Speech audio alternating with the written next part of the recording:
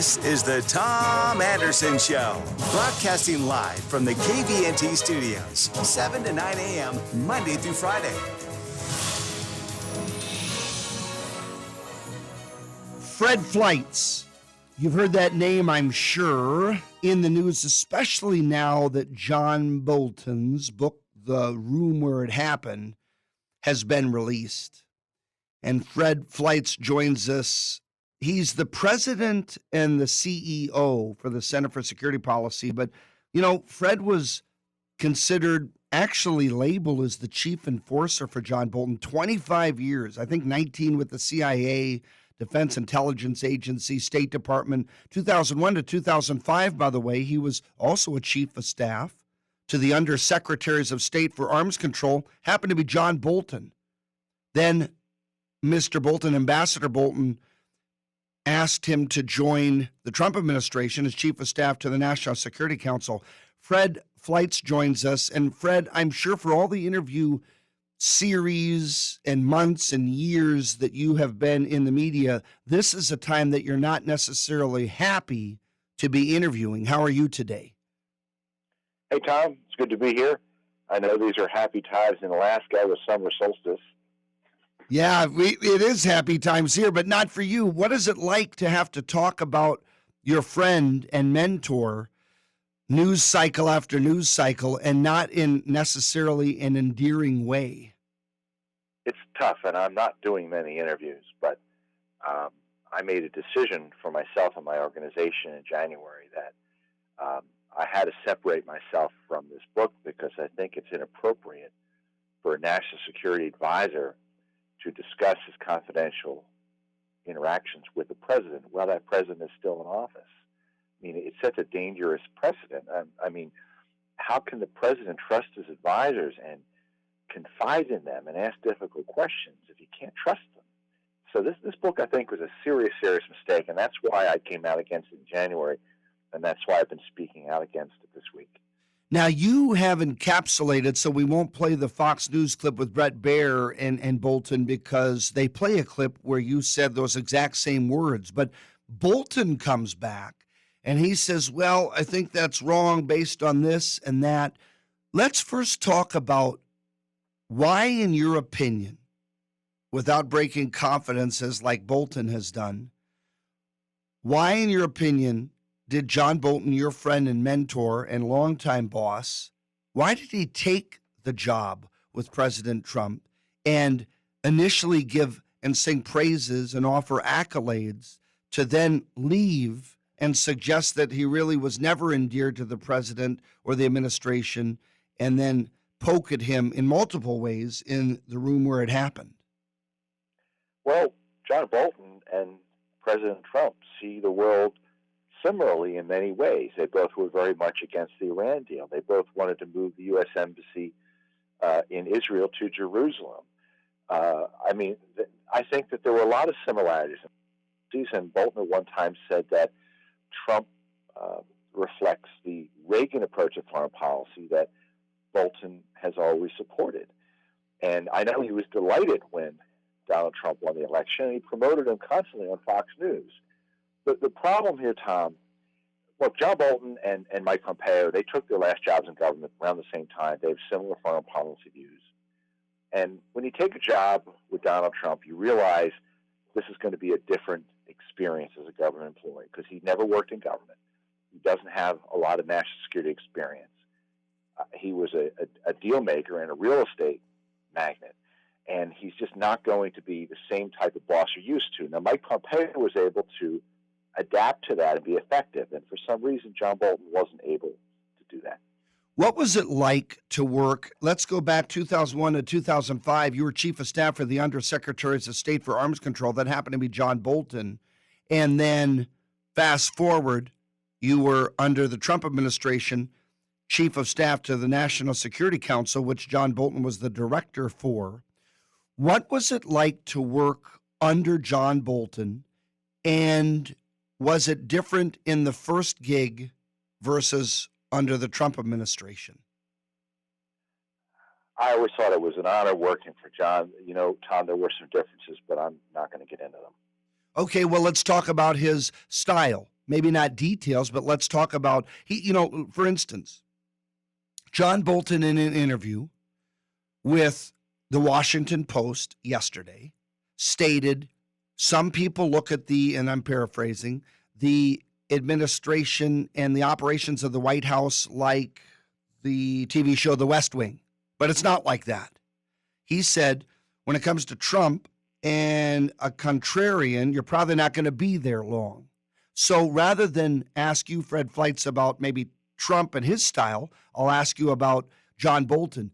Did John Bolton, as your boss in both scenarios, both cases, both positions, did he allow what he claims Trump didn't allow? Did he allow discourse and someone having a contrary view?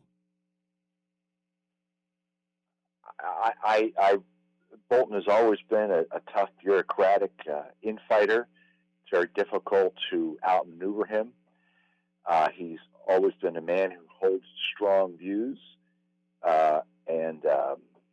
I always found he was someone who would listen to his advisors.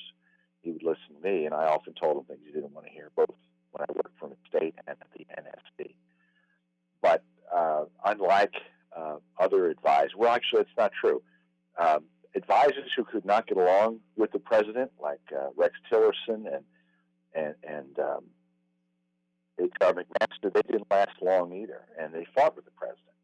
They came into the administration not supporting what the president wanted to do, such as getting rid of the Iran deal. I don't know how you can work with the president. You don't support what he stands for.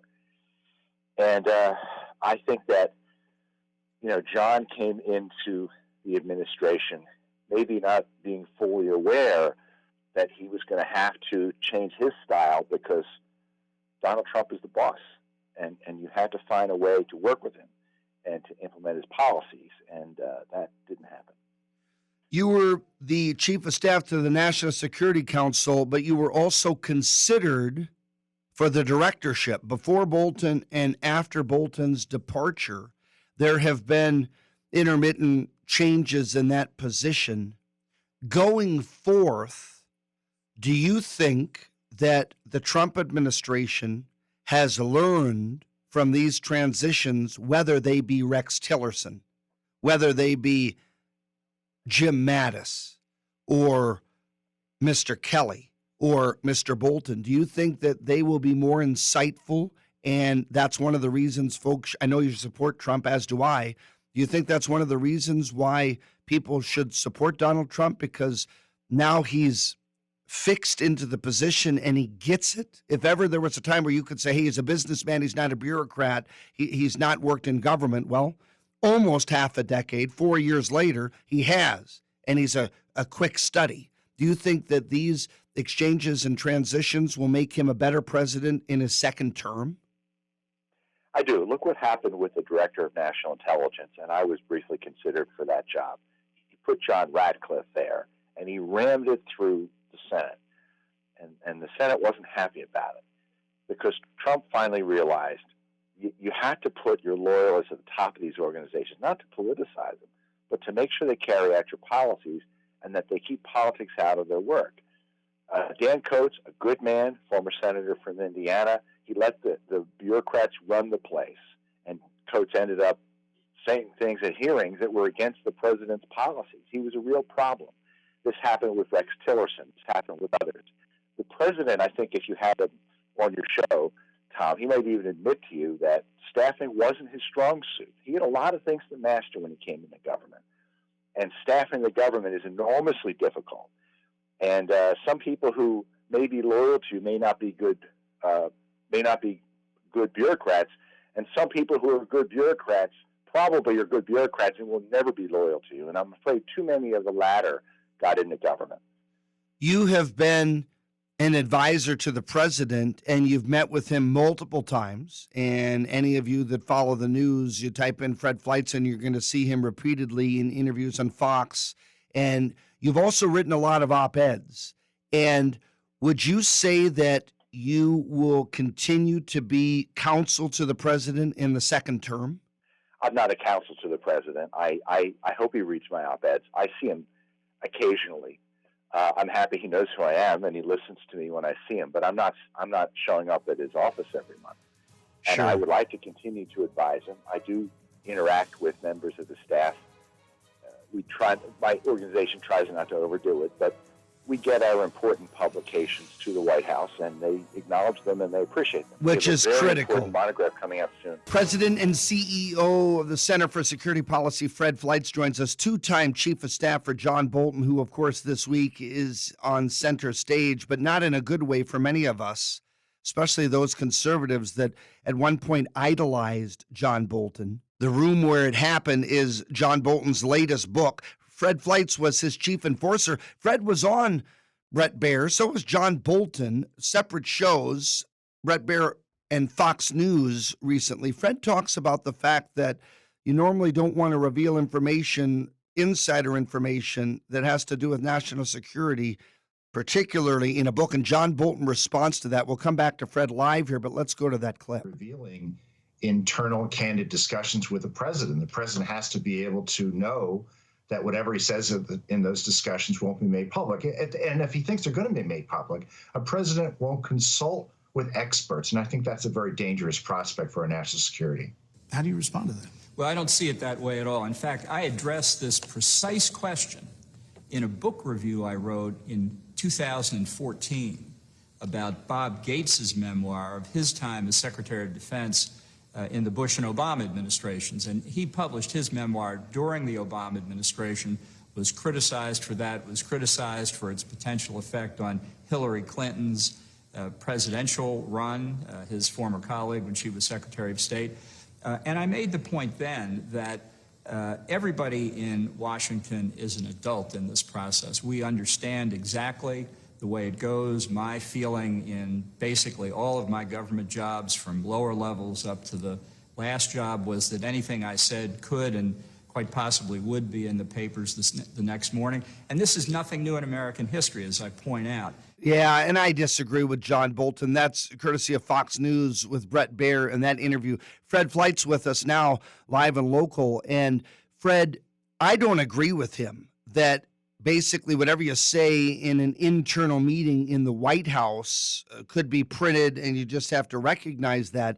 I would assume, based at least, and you can only speak to your encounters in the White House, those are confidential. And I know you've met with the president. I never called you as friends and said, hey, what did he say? You're not supposed to talk about that. Is that correct? Is that your understanding when you've had meetings in the White House? Well, I mean, I've met with the president informally, and I don't talk about that either, because why would he trust me if I'll go on the air and talk about it? Tom, what he said is absolute nonsense. But let me add something else. And I just finished reading the book today, the final chapter of the book. He tries to explain why it's okay to reveal confidential discussions of the president, because Hamilton and Jefferson, and I'm quoting here, propagandized against each other through partisan newspapers during the Washington administration. This is absurd. This has nothing to do with today. Obviously, a national security advisor, and it isn't just revealing private discussions with Trump.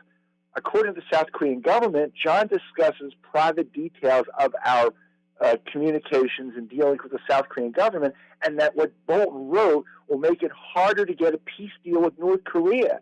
What he did was just wrong. Full stop.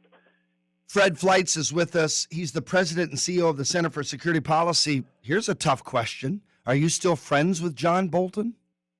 Well, I haven't talked to him since January. Yeah, that's got to be tough, especially when he's a mentor. And I'm sure he found insight and education and certainly support from you as his colleague. I'm sure it wasn't just, hey, marching orders all the time. I'm sure you were collegial.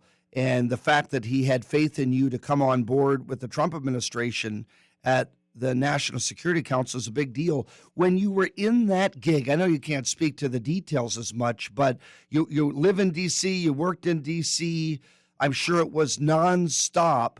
What was it like in that capacity? I mean, in terms of communication, did you get bugged throughout the evening? Because a lot of us wouldn't know what that's like to be in that high profile of a position as a chief of staff to John Bolton. Was it nonstop texting and communications, or did you get a break at night? You know what? We were not allowed to text. Really? We did get lots of messages. I had an NSC cell phone. The hours were long. The phone would ring at all hours of the day and night, and it was pretty intense. I was very honored to be there. It was a great experience. I was chief of staff and executive secretary, which meant I helped process documents and treaties and presidential statements. It was a great experience. I was very happy to be there, but it was very draining. My wife wasn't happy when I left. Was quite happy when I left. Oh, I'm sure. Now, here's another question that I've been thinking about asking you for several months. And with Bolton's book forthcoming, now published, Frank Gaffney, founder of the Center for Security Policy, you are good friends. Frank's probably another John Bolton in your life, mentor, friend, colleague. Now you're running the show there as the president and CEO. Has that been tough, especially with your nexus and for so many years simpatico with John Bolton? Has it been difficult internally at the center that you now head to work with your colleagues and try to control folks from being overly angry at John Bolton, and then how you report on this? Or have you said, nope, we're going to be not just transparent, but we're going to let it fly in our response that we disagree with Bolton? Because I would love to be in your boardroom when you talk about, okay, how do we all respond to this book and this gentleman? We've had discussions about that, Tom. Frank and I were both close friends with John Bolton. He's also brokenhearted about this. We've tried to, and look, nobody is for the book. Nobody.